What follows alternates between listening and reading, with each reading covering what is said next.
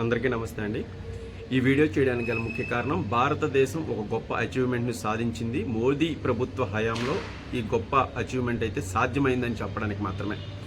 1991లో అప్పుడున్న ఆర్థిక పరిస్థితులు, ఆర్థిక సంస్కరణల దృష్ట్యా భారతదేశ విదేశీ మారక నిల్వలు పూర్తి స్థాయిలో 2 వారాలకు కూడా సరిపడని పరిస్థితి నుంచి ఇప్పుడు భారతదేశం ప్రపంచంలోనే 3వ అతిపెద్ద విదేశీ మారక నిల్వలున్న దేశంగా తయారవడం అనేది చాలా గొప్ప విషయం. ఇది సాధ్యమైంది. 1991లో ఆర్థిక సంస్కరణలు తీసుకురాకముందు భారతదేశం పూర్తి ఆర్థికంగా దీనస్థితిని ఎదుర్కొనే పరిస్థితి ఉంది. విదేశీ మారక నిల్వలు పూర్తి స్థాయిలో డ్రాప్ అవుట్ అయ్యే పరిస్థితి ఉంది. 100 కేజీలు పైగానే బంగారాన్ని మనం బ్రిటన్ నుంచి మళ్ళీ తీసుకోవాల్సిన అవసరం అయితే ఉంది.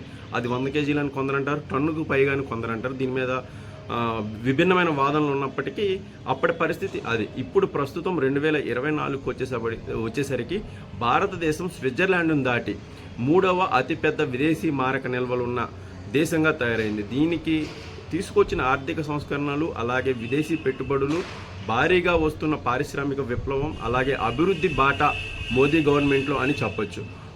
విదేశీ మారక నిల్వలు ప్రస్తుతం భారతదేశం వద్ద $6,839 బిలియన్ ఉన్నాయి.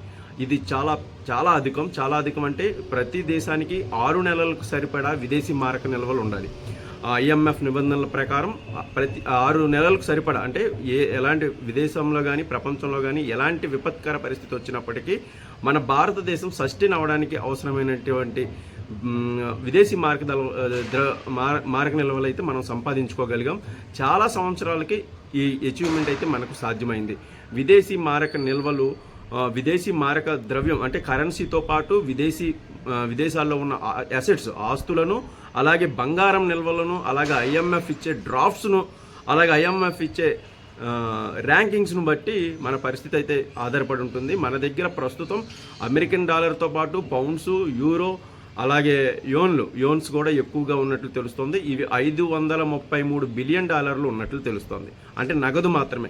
అసెట్స్ విషయానికి వస్తే, విదేశీ అసెట్స్ విషయానికి వస్తే ఇవి కూడా $589 బిలియన్ మేర నమోదనేట్లయితే తెలుస్తోంది.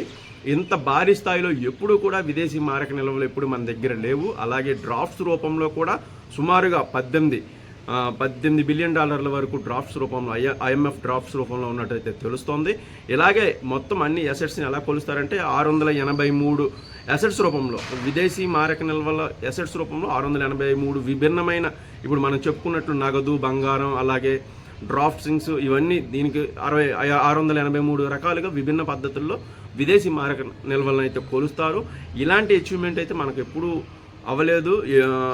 అమెరికా, చైనా తర్వాత అత్యంత విదేశీ మారక నిల్వలు ఉన్న దేశంగా మన దేశం అయితే ఇప్పుడు ప్రపంచంలోనే ఒక గుర్తింపు పొందింది.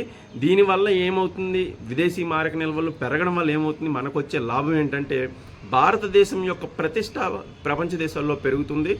ఇన్వెస్టర్స్ ఎక్కువగా భారతదేశం వైపు చూడడానికైతే ఆసక్తి చూపుతారు. ఫారిన్ ఇన్వెస్టర్స్ ఏంటంటే ఈ సస్టైనబిలిటీని చూస్తారు, ఒక దేశం యొక్క సస్టైనబిలిటీని చూస్తారు. ఇది ఎంతకాలం ప్రపంచంలో ఎలాంటి యుద్ధాలు వచ్చినా, ఎలాంటి ఆయిల్ రేట్లలో ఎలాంటి ఒడిదుడుకులు ఎదుర్కొన్నప్పటికీ, లేకపోతే ఇతరత్ర కారణాలు, కోవిడ్ లాంటి కారణాలు కానీ, ఇతరత్ర ప్రపంచ యుద్ధాలు లాంటి కారణాలు కానీ వచ్చినప్పుడు ఒక దేశం ఎంతవరకు లావాదేవీలు జరపగలదు, ఎగుమతులు దిగుమతుల విషయంలో విదేశీ మారక ద్రవ్యం ఉంటేనే మనం ఎగుమతులకి దిగుమతులకి దాన్ని పూర్తి స్థాయిలో నిర్వహించుకోగలం.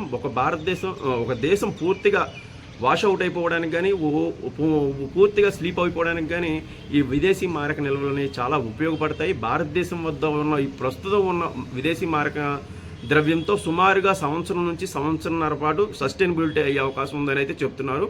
భారత రిజర్వ్ బ్యాంకు దీన్ని పూర్తి స్థాయిలో నిర్వహించడంలో కానీ, మోదీ ప్రభుత్వం తీసుకొచ్చిన కొన్ని సంస్కరణలు, అలాగే సరళీకరణం, పూర్తి స్థాయిలో వ్యాపారవేత్తలకు అనుకూలమైన వాతావరణాన్ని తీసుకురావడంలో కానీ, భారతదేశం యొక్క గ్రోత్ని, సస్టైనబిలిటీని పెంచడంలో కానీ పూర్తిగా విజయవంతమైందని అయితే ఈ లెక్కలైతే చెబుతున్నాయి. మరోసారి 1991కి ఇప్పుడున్న పరిస్థితికి బేరీజు వేసుకుంటే భారతదేశం ఎంత ప్రగతి పదంలో, అభివృద్ధి పదంలో నడుస్తుంది. మోదీ చెబుతున్నట్లు 2047 నాటికి మన భారతదేశం ఎంత గణనీయమైన మార్పు సాధిస్తుంది అనడానికి ఈ లెక్కలైతే ఉదాహరణ అని చెప్పొచ్చు. Thank you.